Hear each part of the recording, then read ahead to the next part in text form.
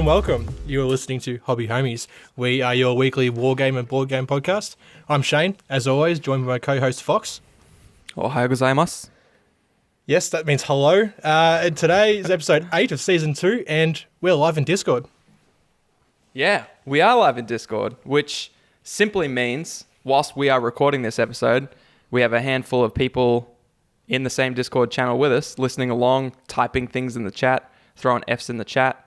We've got Alchemaholic, Final Dinosaur, Foggy Highway, Dave, Lethal, Moose, Rory, Shaz, and Whack the Ewok, and of course our good friend Craig. Not. And today we thought we would do an episode based around etiquette during tournaments. I mean, all of these tips will apply to just etiquette that you play in any games, really. A lot of them are just being a decent human. But we thought we'd go over them anyways. We've talked to store owners, tournament organizers, and tournament frequenters, and we've come up with a few things that we think are probably the most important tips heading into events where you are rolling dice with other humans. Hang on a minute, Fox. You said that we've come up with these tips. We haven't done any work. No, yeah, okay, yeah. That's fair. That is fair. None of these tips we're not smart. We've just found people who were smart and they gave us tips. Yes. The best way to do it. So so it looks like the people who've done all our research for us have broken it down into 2 stages. So we've got before you leave the house and whilst at the tournament. And some would argue that before you leave the house, etiquette is almost more important than at the tournament. So straight out of the gate, first one off the bat, have a shower, brush your teeth, pretend you're going on a date with a 9 out of 10. Yeah, exactly. Not just a 5 out of 10 because you won't put in all the effort. Imagine you're going on a date with Danny Minogue. Danny Minogue. 48-year-old spicy mama Danny Minogue. She's banging though. Oh yeah. You will be having a shower, brushing your teeth, doing all the hygiene residents, and it's absolutely imperative because it gets forgotten at a lot of these events that we've been to, and everyone is going to thank you for it. You're going to be talking to people. I mean, the face mask can only do so much. Yes. So yeah, you're right, Shane. That's a good tip. Yeah. I think it almost goes without saying, but we're going to say it anyways. Sometimes things that can go without saying need to be said. So yeah. Yeah, that's that. So another one, make sure you've got all your equipment and leave earlier than you think you need to. Like if you're anticipating a half an hour drive, leave 45 minutes earlier. Double check everything you've packed the night before and the morning of, because the last thing you want to be is running late and not have brought your codex, dice, tape, all that sort of stuff. It just comes down to being considerate of other people. You know, whilst you might go, I'll just chill and make myself another slice of toast. I got 5 minutes. But, you know, if you get held up in traffic or a train, trains, don't get me started. I live near a train track where like freight trains. Anyways, it's a whole thing. You know, either I'm all for tournament organizers just kicking you out of the tournament if you're 10 minutes late. I'm all for that. Like you've usually had months to prepare. So yeah, I would definitely recommend what Shane said. If it takes you half an hour, leave 45. Better to sit in the car park for 5 minutes and wait for people to rock up because no one wants to be the first one in. You see the tournament organizer going in with all their terrain and last minute things. You're like, not yet. You count the people. You're like, all right, that guy looks like a player. That guy's, all right, I'll be the 4th one in. Yep. That's fine. Just don't be the last. Oh, no. No, don't want to be the last. Speaking of, since we're talking about stuff before you leave the house, I think regardless of if a tournament expects this of you, and when I talk about these things, I'm thinking 40k tournaments, but obviously this applies to any tournaments.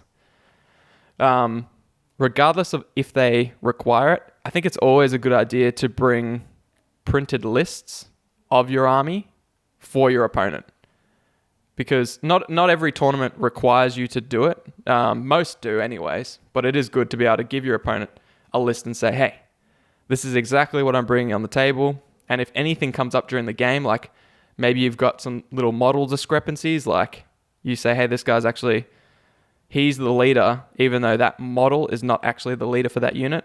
He's got a red hat, and it's written on my list, and I gave it to you at the start of the game. It just helps. Yeah. It helps the flow of the game. It helps any disputes that come up. So, I haven't been to many tournaments, if any, and just by that sort of point, I'd almost print out a spare one and just give it to your opponent to hang on to, for the whole time. That's just me. It saves them having to keep asking you questions. They can just look at your sheets. I want to see a skit where we do super organized Shane and you come in with spare rulers and dice for everyone, and you come in with a little folder, and you're like, when the tournament organizer gets up at the start of the day and explains how it's working, you'd be like, can I just quickly say something? You get up there on the microphone and you're like, all right, everyone. So what I've done is I've organized my list in a few different ways. I've got alphabetical here. I've got HQ to troop, and you just line up at whichever table you want my list for, even if you're not playing me. I've got a suggestions box over in this corner if you just want drop a few list ideas in there. Dude, we have to do it. Dude, you know what we can do? You can just say, all right, everyone, at your end of the table, if you reach under the table, you'll peel off a taped manila folder. In there, we'll have all of my lists, my armies, spare pack of dice for you, and a tape measure. A photocopy of my tournament registration form, as well as a receipt, so you know that I did in fact pay to be here. Exactly, dude. Proof of identity. History of past. yeah. 140 points of identity. Exactly. Man, for sure, dude. Yeah. There's a few members in our Discord, actually only one this time, who's asking if you sound quite small again, Shane.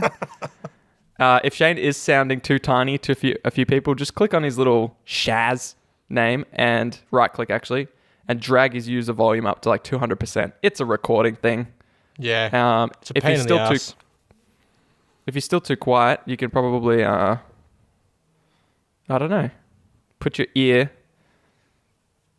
on the sound. Insert your earbuds deeper into your ear. Yeah, put them along your brain. Just send the signal straight in there via pulse. Anyway, tournaments. I thought he was small. I've been told average. Thanks, Moose. That was by me, and I was lying.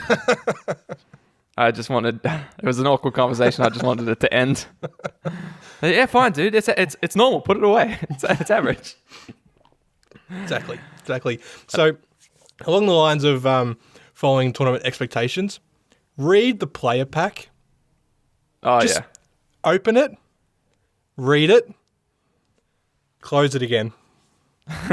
And then give it back to Shane, who provided you with your player pack. This is actually something that I do not do, and it drives Dave crazy. The amount of questions I ask him that he'd be like, oh, actually, you'll find that in the players pack. I'm like, oh, that makes sense. I'd be like, oh, what about this? He's like, well, actually, if you go to the players pack, you'll find it there. And I'm like, okay. And I'd be like, oh, I've got another question, but surely this one's not in the players pack. How many points is it, Dave? I'd be like, okay. You go read the whole thing and then see how many questions you have. Sure. And then I'll actually read it and you won't hear from me for 3 days. Because, players pack, it does. It's built to give you all the information you require about that tournament. So, read it. Surely there's got to be a number of questions that a tournament organizer will hear. By the third question, they're going to go, all right, this guy hasn't fucking read a single page of this player's pack. They haven't read a paragraph, not a sentence. Oh, yeah. You can expect someone to whiff on one or two things, right? Maybe not the points. Yeah. But surely there's something in there people will just forget about. But by the third question, you got to start thinking, do they even fucking read it or what? He's very patient with me. I guess you have to be a certain breed to be able to run tournaments, because dealing with 40 blokes that all ask the same questions that were all answered in the player pack. Yeah. Few things annoy me, and that would grind my gears. It's not just 40 blokes, dude. It's 40 wargamers. That's a whole different breed. That's even worse. Yeah. Yeah. So that's a good tip. That one might have come from a tournament organizer. Read the player pack.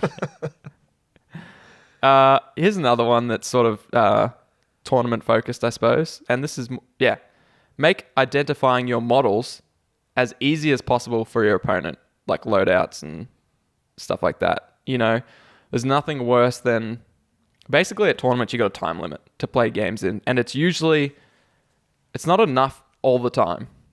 You don't have time to have these disputes that could have been avoided if you were just more diligent in how you prepared your models. So, for example, if you've got a sergeant in your army, in your little unit of 10 guys, probably a good idea to have him defined in some way so that he doesn't just look like all the others. It can be a red stripe on the helmet, and you go, that's my sergeant. Yeah. You know, because it's important for positioning and knowing where they are when you're killing models and stuff like that. So when people paint an army to a particular chapter, most chapters have a clear indication as to who's the sergeant of the army. They'll have a different coloured helm, or they'll have, decals and stuff like that. But if you paint your own chapter or your own interpretation of a chapter, that's where it may be less obvious to people. Yeah, totally. And sometimes when you're building models, you might have 40 dudes. You might originally build them as 4 units of 10.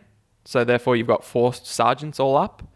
But later on in a tournament, you might change your list. You might go, actually, I want these now to be units of 5, but I've only built 4 sergeants and I need 8 now. Yeah. So now you need to do something to the defining guy to make him a sergeant. And usually helms or shoulders are the easiest just to put a stripe or, a decal or something on, because they're also the easiest to paint over if later you're like, nah, he's not a sergeant anymore. True. You could also just paint something on the base rim, though. Like, you could paint like just an asterisk, or you could, I'm sure you could mark it that way as well. Yeah, that's true. I never thought of that. I've seen some players. We went to a tournament, the Geelong Town Open, and one of the blokes was using rubber bands to signal what units. I don't know if it was what units had a particular weapon that they weren't actually equipped with, or I don't know if it was like, I don't know why he did it, to be honest. Okay. But it looked terrible. Where would he put the rubber band? Like just around the middle of the model? They were wearing it like it was a sash. Oh. Okay. It's funny to distinguish the squads. Dave just said in the Discord chat. Yeah, I guess it was to say, this is squad A, which has this loadout. The thing is, the reason you're forced to paint models at a 40k tournament is to make it more immersive, because a lot of the times your opponent's got a painted army. The terrain on the table looks immersive and it's painted and it looks great. And they want you also to jump in there and sort of create that immersive experience with your painted army. And you immediately break it when you've got rubber bands wrapped around your Grey Knights or whatever they were. Yeah. I can understand his logic behind it, but I suppose it could have been executed better. Yeah, not at all. Don't put the rubber bands on there. Yeah, for sure. Definitely paint stripes on something. Anyways. Yep. Yeah. So make your models as easy as possible to identify for your opponent. It's just going to speed up the game. Yeah. Another big thing which I think needs to be said is just don't touch stores minis, other players' minis at an event without permission. And even then, probably just admire it from the table.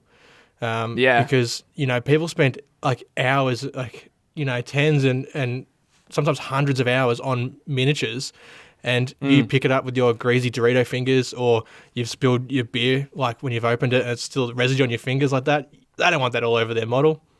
Hell no. Even if they're polite, they don't know that. They don't know that you just slammed a pack of Doritos. Exactly. So when you're like, hey, can I just check this out?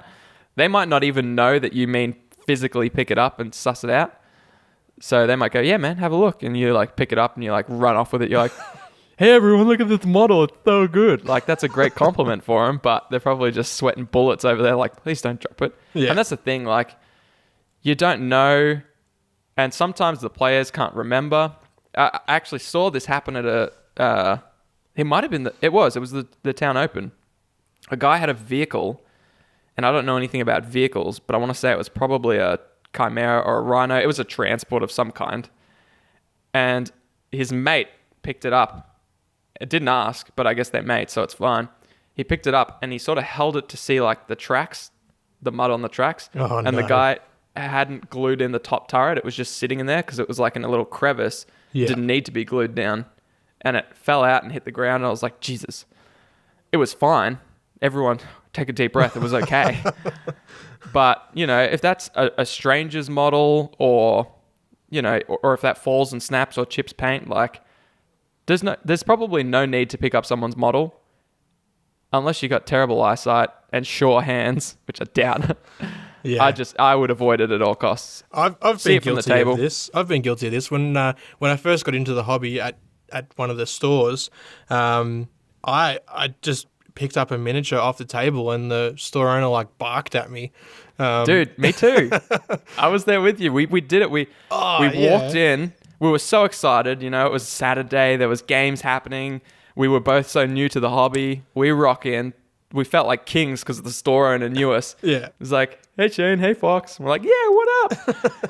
And then we're like walking around, swinging our dicks around, and we're like, oh, look at these. And we picked up some sweet looking models. Yeah. And because they were on the store table, they kind of just looked like a store display. And we're like, well, that's normally people play games with them. That's what they're for. Pick them up, look at them, play games. You know, surely the store won't care. And he did. The store owner whipped around and he was like, guys, let's just be mindful that not all figures in the store belong to the store. I remember those words. I can't remember. They broke me down and made me realize. I can't believe you remember it word for word, dude. That's crazy. Yeah. That's exactly what he said to us, man. Yeah, I feel it now. I'm reliving it. My pee-pee shriveled up and I slinked out that door so fast. Oh, yeah. I never came back until there was a new manager in there. But I mean, he was absolutely right. Like, Yeah. And that was the first time I became self-aware, where I was like, oh, damn, he's right. Like, I don't know anything about this model. And even if it's a store-owned one, I don't know that he didn't just paint it or, anything. Yeah, exactly right. Don't touch him. Just leave him there. Just admire him from a distance. Yeah. Now, we've started to move into tips that are for people whilst you're at the tournament, I suppose, as opposed to before you leave your house. Before we carry on with this, who wants some free stuff? Oh, me. I don't know. I was going to say, I don't know why I asked. You're the only one that can. You're the only one that can enter. So, Moose just asked, "Is that how Skynet became self-aware by touching people's models?" I'm not an expert in the field, but I say with absolute confidence, yes. That's how Skynet became self-aware. So, I've got a game. If y'all are still here and want to play a game, I'm going to kick off with an old friend called What Where. But can I, if you're listening and you want to play, just in case people have walked away from the computer, because let's be honest, this is the Hobby Homies podcast. But if you're still at the computer and you want to play, can you just throw an F in the chat? Or if there's I added a little dancing cockroach emoji. I saw that. Where'd that come from? I don't know if y'all can slap that in there. That'll let me know. I mean, an F is good too. Shows your respect, but so does a dancing cockroach. No one's on the cockroach train. That's fine. When did you even add that, dude? I added it today when Final Dinosaur, one of our Discord users, said, "Yes, brother." I see. Because that's what... It's a long story. I'll break down that meme maybe on the Beers and Banter. All right. I'm going to write it down so I remember. Yeah, please do. Just write "Yes, brother." I'll know what you mean. Okay, so the way What Where works is I require you to go get a photo of something on, with, or in something in a location. What Where. So what I will do is I will tell that to you now. You'll run around your house, break a bunch of stuff, including your headphones, take a photo. First one to post it in the Discord wins one of our revamped Hobby Homies prize packs.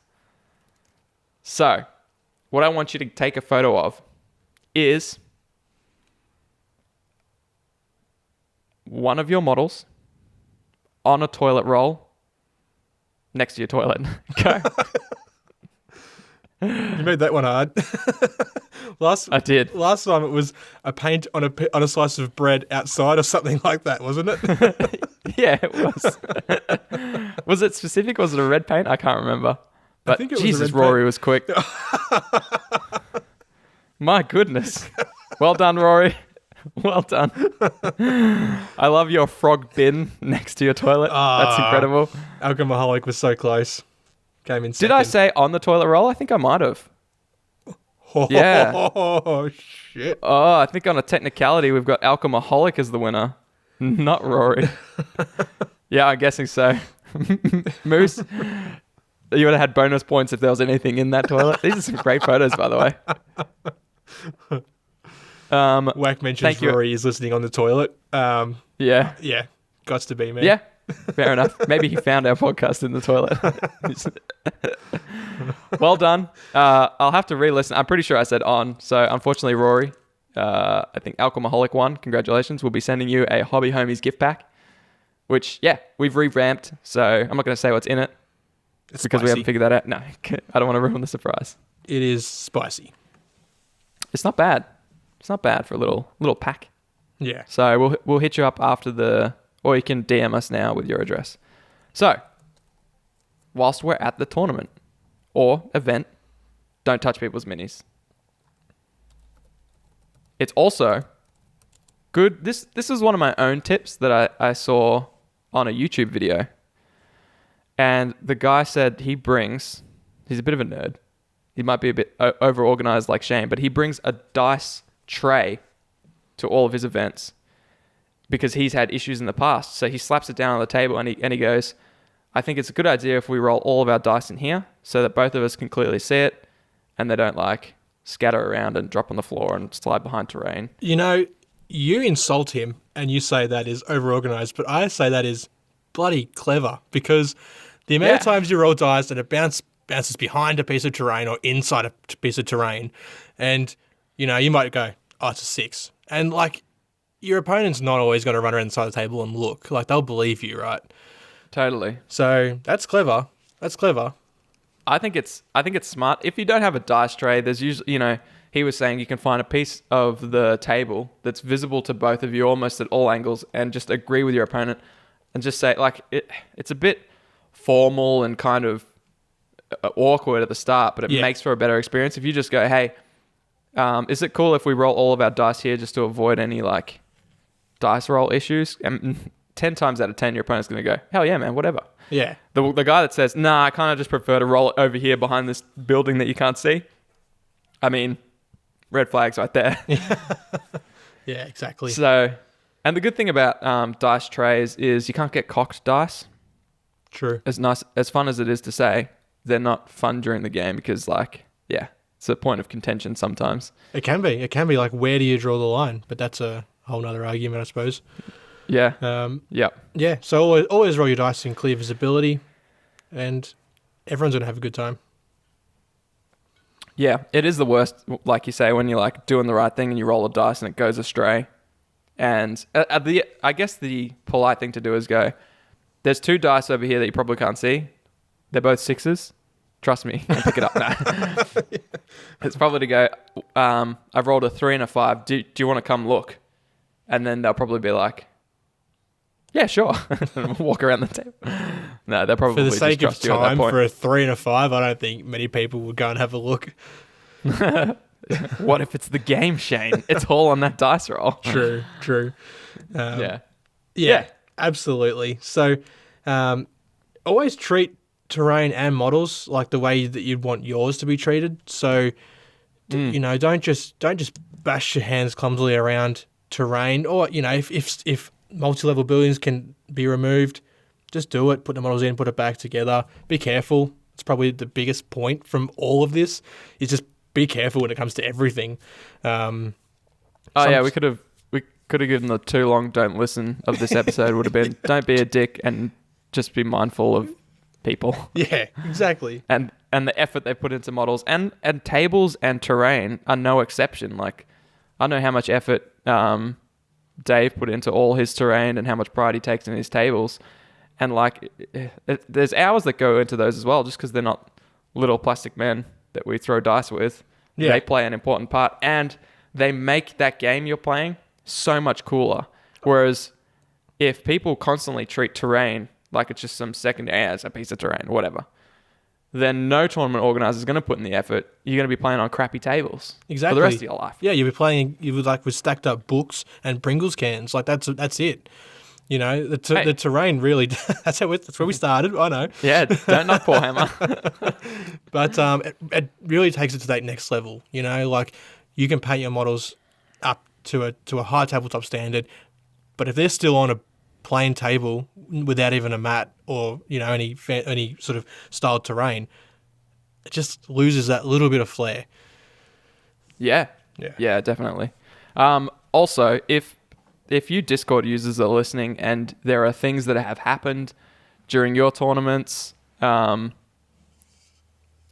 little etiquette tips that you can think of that we haven't covered so far, we've got oodles more, but we've sort of like picked out the main ones that we think people need to hear. But if you have any that you want us to hit or any comments, let us know. This next one is one of the ones that I'd never thought of, but after this was by a tournament frequenter, Adrian, actually, a friend of the show. He is a Harlequin player that participated at the GTO. We talked about him a few times on the podcast because I've been conversing with him about Harlequin shenanigans. And he had some insane painted stuff. Anyways, he gave us this tip. He said, explain clearly what you are doing and your intentions behind it whilst playing a game. So, for example, you might be wanting to move something into cover, but leaving the back guy on the edge of cover so that he gets a buff from a leader that's 6 inches away. It's good to declare what you're doing. Hey, I'm moving into this terrain, and I'm gonna daisy chain it so that this back guy is in the bubble of the leader. Because when you say that, if you mess up the execution or stuff gets bumped later, the other player knows that on your turn you had the ability to do it, and that's what you were trying to do. So that there's no arguments later when he goes, hey, no, that's a millimeter away from the bubble. Okay, yeah, I get what you're saying. You know what I'm saying? Yeah. Or, for example, stuff like that. Or I'm moving this guy into terrain, but I'm keeping it an inch away so that you can't charge it. Yeah. So that they don't try and measure out the charge still and go, well, actually, he's 0.9 of an inch away, you know? Yeah. So he is within charge. The guy goes, well, no, I told you, stuff like that. I suppose, you can try as hard as you want to get this to be like millimeter perfect, but you're right. Things are going to get bumped. Things are going to get moved, and you'll go from being, 1 inch to 0.9 inch or 1.1, so I suppose if your opponent agrees when you do it and you can legally do it, by the time their turn comes around and for whatever reason you're a millimeter out, they sort of have to honour what you originally said. Yeah, because especially if you ask them, hey, I want to do this, is that okay?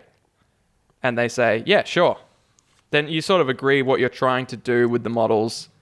Yeah, anyways. Yeah. Yeah. Whack makes a really good point in the chat. He says, support all players, not just the ones you know. Totally. That is a great point. Because it can get like that at a tournament where you're a bit standoffish and not 100% about talking to new people or people that you don't really know. But yeah, and it can turn quite cliquey sometimes too, I imagine. Especially if a group of players that all know each other have all come from somewhere. It's good. Everyone goes there to have fun, meet new people. You don't go there to be standoffish against new players or or your squad to make fun of someone else's squad. We're all there for the same reason. Yeah, absolutely. Yeah, that's a good point. There was another tip around that same thing that was complement your opponent's models. Everyone's at varying levels of paint jobs, but the fact of the matter is they've usually gone to an incredible effort, be they gods at painting or amateurs, to get that army painted for that tournament. And it just takes the edge off and it makes them feel so much better. And it creates a good environment of the game. If you rock up and you go, hey man, I really love how you don't bring that model, those out of the display case every night. How you go, hey man, I really love how you've done this to that model, you know? Yeah. And that's a good way of getting around someone you don't know and supporting them, because like it's a tricky thing to do when you don't know someone. You've just rocked up to a table. You awkwardly go, hey, I'm Fox. And they go, hey, I'm Shane. Exactly. I have Necrons. So, yeah. I think it's something that I really love about our Discord is that without us forcing it or asking, everyone's just like super positive when people post stuff. And we're all at so different levels. Like, so I see some of the stuff that like Jace paints and I'm like, oh my God. Yeah. Oh my God.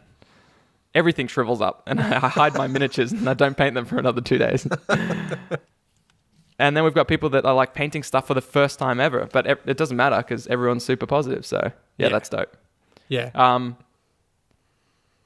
Arkham Leper in the Discord just said another good tip is to always ask before you kiss your opponent, which I think is very important because not all the time they're into that. No, you got to get consent.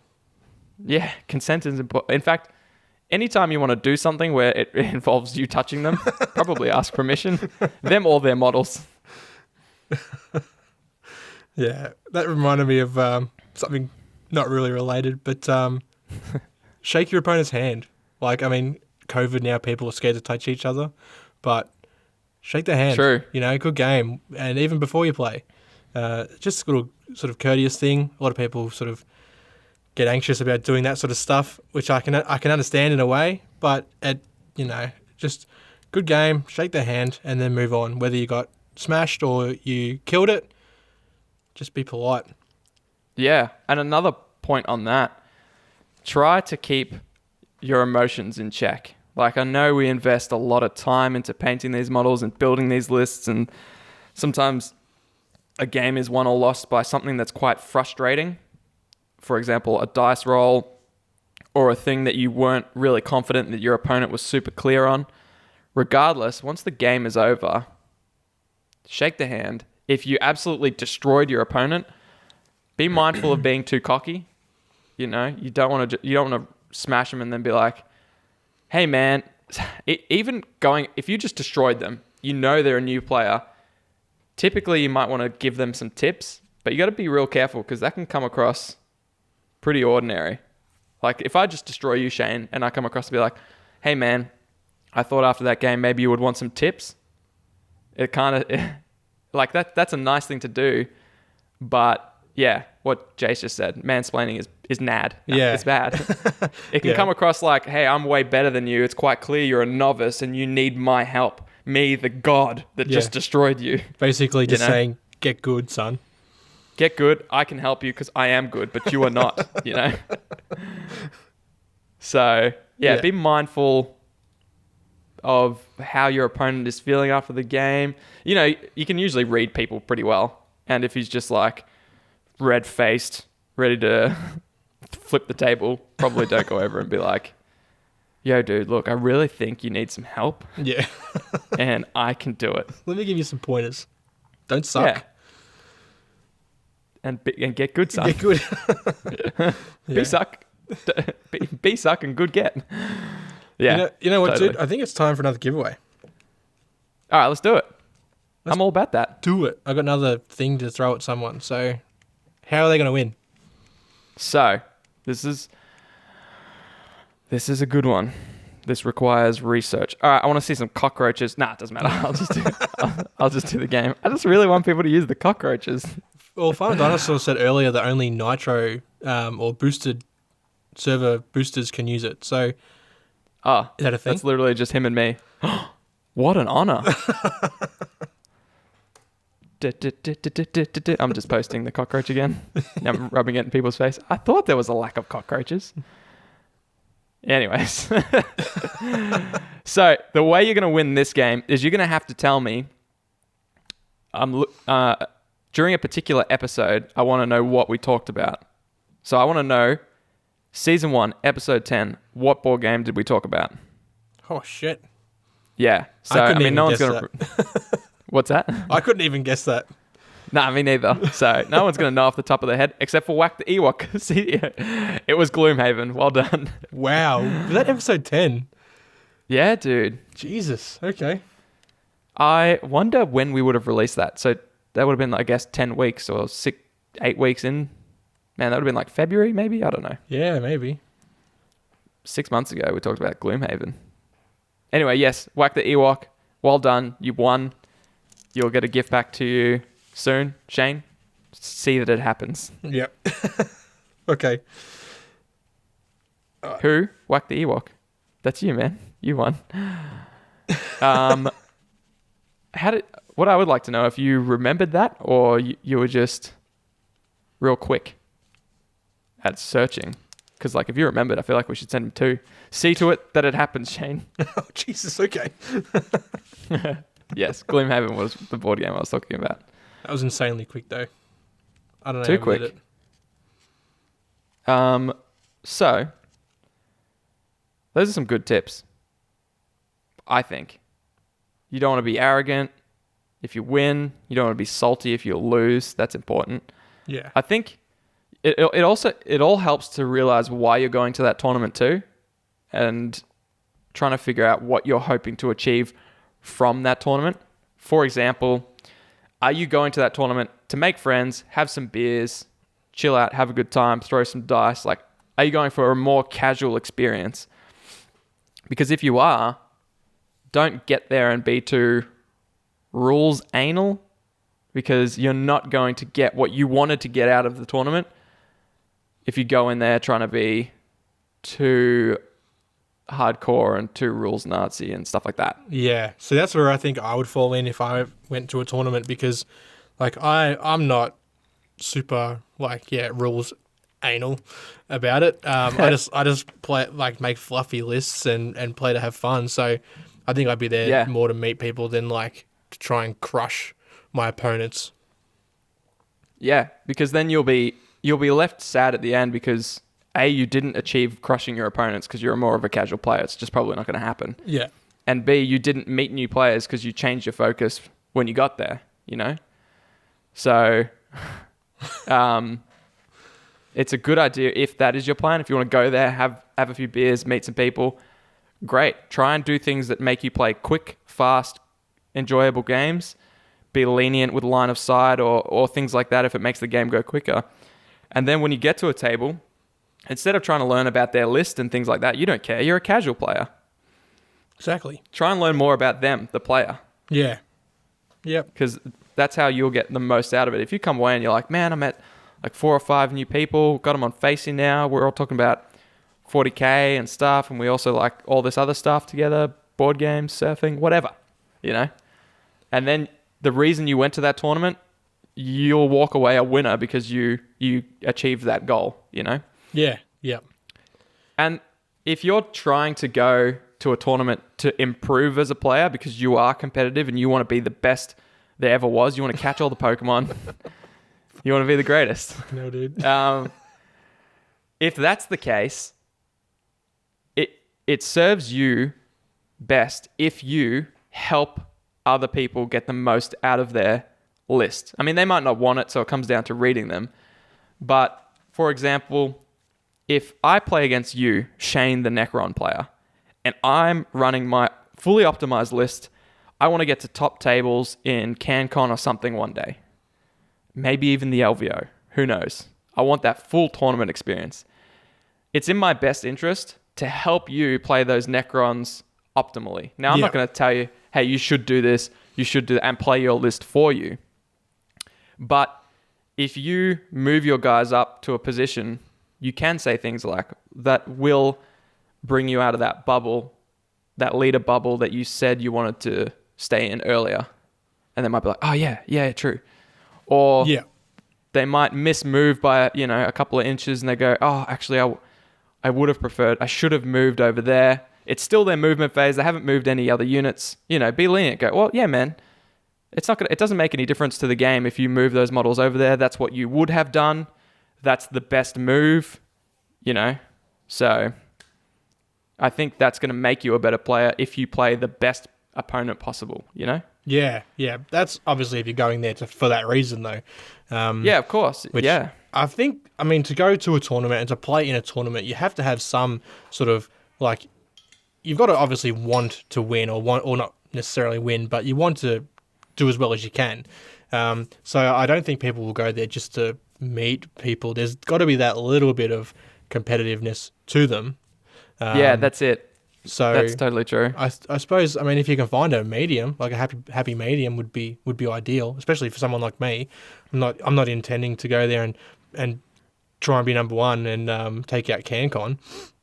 But you gotta you gotta have some fun too. So yeah, it's interesting, and it's gonna be interesting to see all the tournaments start picking back up again once we're out of this lockdown and COVID shit. I'm just looking forward to it, man. Really looking forward to it. Yeah. Oh, man. Oh, yes. I can't wait either, man. It's been so long, and we sound like broken records, and everyone's going through the same stuff. Where, yeah, we're just all sick of bloody COVID. I almost lost my cool in the Discord chat the other day, and I started throwing out some profanities I'd never used before. Oh yeah, you said it was frick. directed. I said frick and heck and heckadoodles. Oh, I was out of control. Sorry you guys had to see me like that. You know what? You and I have discussed something that we're going to start this season that might make, not COVID, that's a horrible thing to say, COVID a little more fun. It might make ISO a little bit more fun. We've seen every man and their dog. We've seen Throw the Dice, Guff, Warhammer Geelong, all running these painting competitions or conversion challenges and stuff like that. And I was talking to one of our Discord users and I was like, you know what? I'm pretty shallow and I usually need a carrot on a stick to get me to do things like that. Yeah. You know, just winning a thing and someone going, yeah, well done, you won, is not good enough for me. I've got too much of an ego for that. So we thought we would start a spring painting competition with actual prizes. Yeah, it's going to be good, man. We will, what do you call it? Give you more information probably next week. So just make sure you've cleaned your paintbrushes, you've shaken your paint pots, and you're ready to go. Oh, yeah, and the wet palette is wet. As wet as it can be. And if you use a dry palette, heck, put some water on there, dude. Mix it up a little bit. Lube it up. So, yeah, that's something that we're pretty excited to start. And it will go for all of spring because we know there are a lot of like in-home challenges that a lot of other people are running. So we don't want to just like give you 2 weeks and be like, hey, do this, drop everything else you're doing, do this challenge. We're going to give you 3 months. And yeah, we expect pictures to be posted constantly in the Discord and things of that nature. But we'll give you more information next week. Yeah, and I think this will be a perfect thing for a Facebook event too, maybe. That way, like, I'd forget about it in a heartbeat if it was 3 months long. So we'll create this event that people can subscribe to or like it or tweet it or whatever. And then that way it's there and people can post their progress in there if they feel like sharing or not. But at least then we'll give us a solid deadline as well. And yeah. Another idea is we could also open up a channel in here that's just for that competition and post updates every week, just reminding people. True. And if you do pictures about it and stuff, you can post it in there as well. Yeah. Because it's not going to be, it'll never be system specific. If we make you paint something, we want you not to have to go and buy a model to do it. You know, it can just be from any system, probably. Yeah. Yes. Yep. So that's the painting competition. That'll be good. I'm excited for that. Hell yeah, dude. What do we got on next week, Shane? Next week is Warhammer 40k. So, we're talking more in-depth on 40k. Obviously, it's going to be boxed games. We're going to talk about Blackstone Fortress, Space Hulk, and those sort of things. Man, it feels like forever since we've done a 40k episode. It's been a while. I think we did a lot when Ninth first dropped. And also the bonus episodes too, they didn't help.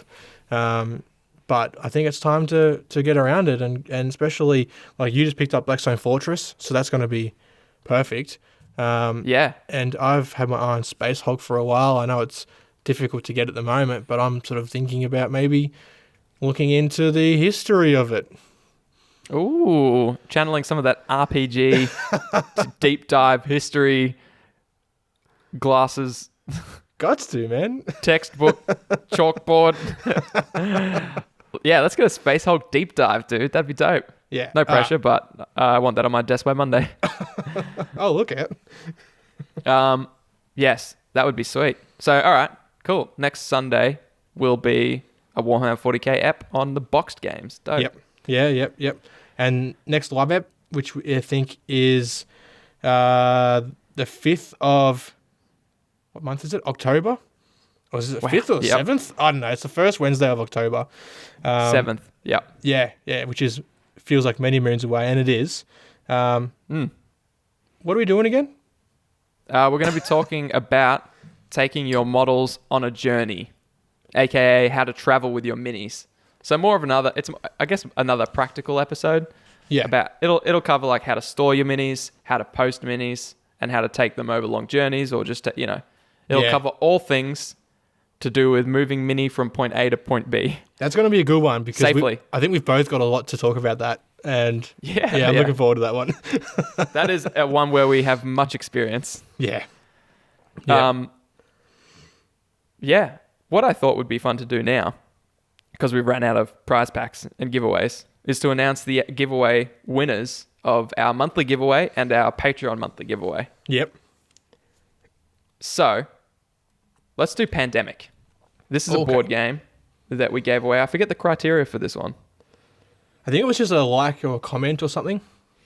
Yeah, I think it was just a like on the Facebook page. Just a Facebook one we had, yeah. It had way less entries than our Indominus box, which is actually preferred because now we know, like, I just had a quick look at the people that liked it, and there's a good mix of people that will actually enjoy this game. Yeah. You know, not people, there are a heap of people that we've discovered since running that Indominus competition that just jump on any competition. They just want strength in numbers. They just want free shit. They don't care what it is. Man, we'd look at their profile, some of them, and you just see that daily they'd enter like 5 different giveaways, and it would range from like candles to like earrings to Indominus boxes, and it's just like, what are you doing? It'd be like candles, free chickens, meat trays, Indominus box, car exhausts, and you're like, what are you doing with this stuff? Opening an eBay store? Jesus. Yeah. But we're lucky. We're lucky because the winner, Jake Brown, he wasn't one of those people. I think he's going to get good value out of it. So I'm glad to be sending it off to someone who's going to appreciate it. Yeah, that's so good. We were nervous with 670 entries. We're like, please, someone who actually wants this box for 40k purposes to use it. So anyways, I've got a spinning wheel in front of me that has all the names of the entries to Pandemic. I'm going to click it and let's go. I've clicked it, by the way. You can't hear. Dun, dun, dun. Hey, Kieran Burns. The man. I don't even know if he's in here. Let's have a quick look. How dare he? Hey guys, I won't tell if you won't. Let's respin. No, I won't do that. Congratulations, Burnsy. You won Pandemic. We'll hit you up and whack the Ewok who supplied us with this game because he is the owner of Board Games for the Board. Said redraw. I think he's trying to win his board game back. Just add it back on stock, dude. Yeah, he did. He never even removed it.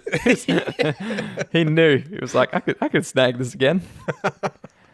So we'll do a quick. I'll spin another wheel. This one is just for our patrons. This is a little thank you to them, and it's a little terrain pack. Yeah, OTP terrain pack. It's some sci-fi terrain like crates, barrels, moisture evaporators, some pretty cool stuff. Is that what those are? Yeah, it's fucking Tatooine, dude. Okay. I love how you're like, just crates, barrels, the TX41 moisture evaporator, Series 10. All right, man. You want to win this, don't you?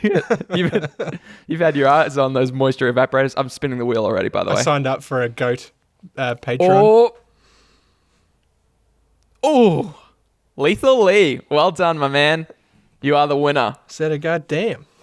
Poor Churchy. It was like on the line, and I thought it was Churchy, and then it must have millimetered over. Good job, dude. Well done, Lethal. Well done. Well done. So Fox will ship those out to you soon. Soon, TM. I've actually got them neatly lined up right next to me. I can see them from here. I can see the moisture evaporators from over here.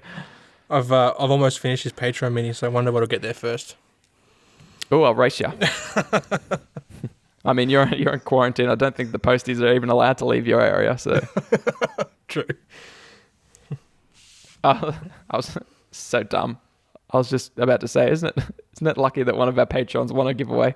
It's a Patreon only giveaway. You could have just kept that to yourself too, but you had to share it.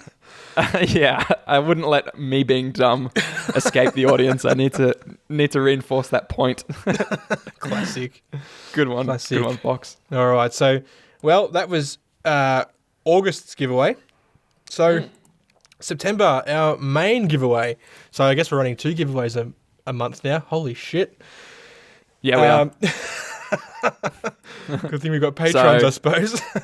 Yeah, I was going to say, better put a bit more on that house mortgage. Yeah, true. Yep, 2 a month, man. Season 2, we doubled everything. 2 episodes a week, 2 giveaways a month. That's how we do it. God damn. So to go down. Yeah. All right. What are we giving away The wife for? ain't happy, but... Pardon? What are we giving away for the September giveaway? So this was drum roll. Can I do that? Does this come through? I don't know if that came through. A little bit. I broke my computer. We're giving away a Vanguard rulebook. Now, Vanguard is the skirmish game. This was donated to us by Foggy Highway. Thank you so much, my dude. We appreciate you. This is... I had a quick flick through it. I didn't want to open it enough to... You know how a new book makes that creak sound? I didn't want to crack the creak. Oh, yeah. But I just had a little peek, and the art in this book, oh man, you know, I'm a sucker for art, and I almost opened it all the way just to see the art. But anyways. Did you give that new book scent? I had a little whiff. Yeah. I'm not going to lie. It's been sniffed. I should probably write that in the post. It's not brand new anymore. It's been sniffed. But yeah, so Vanguard is the Kings of War skirmish game. So the good thing about this is you'll be able to grab this rule book if you win, have a flick through. If you like the game, getting into it being a skirmish game is quite cheap. So yeah, that'll be good fun. Hey, we got Test Dummy joining. He's a little bit late. Welcome, Test Dummy. But he's here. Hello there. Hello here. So we've also got another Patreon giveaway for September, which we are going to give away one of the captains, Nuance Brew from the Indomitus box. Yeah. It's just a sweet model, man. It is a very sweet model. Is that the one with the sword and the shield? And the shield, yeah. Yeah. Yeah. And that's just a cool little Patreon one where you can hey, by then you will know what the painting competition is, and boom, you've got a miniature for it, maybe. Oh, true. It's a 2-for-1 deal. Imagine, dude. Speaking just quickly on that painting comp, the only other thing we do want to try and put a focus on is not making the votes a popularity contest. So we are going to work tirelessly on trying to figure out how to make a nice, even voting system. I guess the best way is just Shane and I pick unbiasedly, but that means we can't answer. True. So what if a third party picks unbiasedly? Yeah, like we give it to, you know what? I could totally send all the painting things to like a bunch of... I could send it to my friend at the Sunshine Queensland Games Workshop. Yep. The store manager there. And I could send him everyone's photos and be like, can you... I don't know. We'll figure something out. We'll find a way. You've just roped Savas into it, dude. Yeah, he's in. He doesn't even know yet. He doesn't even know we have a podcast. So. True. Anyways, so yeah. Speaking of Patreon giveaways as well, we should thank our Patreons because obviously not just the giveaways, but literally everything else we are able to do is because of them. Oh, of course, absolutely. So massive shout out goes to Final Dinosaur, our Belgium representative, Foggy Highway, our wise old wargamer, Churchy, the third member of our little love Triangle Threesome. Dave, the organizer of 40K League and a friend of the show. Rory, the wettest wet palette discoverer. It never gets old. Caitlin, the lover of all things Shane. Arkham Leper, host of the TCG podcast and valued hobby homie. You can find TCG podcast on Podbean alongside us. I think we follow each other. Well, we follow them. So, and I listened to their last episode on Blood Bowl. It's dope. We got Whack the Ewok, painter of the most beautiful Harlequin jet bike we have ever seen, and potential one day future commission painter, who knows, and owner of Board Games for the Board. Man, what a repertoire. Oh. And we got my boy Joe, a wargamer of the PC variety. He wants a new graphics card, the new one coming out, so that he can drop frags and drop pants in higher frame rate. And we've got Classic. we've got Lethal Lee, winner of Pandemic. No, what did he win? Patreon. Yeah, Patreon giveaway. Yep. And he is the strongest strong we've ever stronged. So Exactly. yeah, that's all of our patrons, and that's all of our time. We would love to thank you all for joining us. We know there's a billion other things, let's be honest, probably better you could be doing with your time.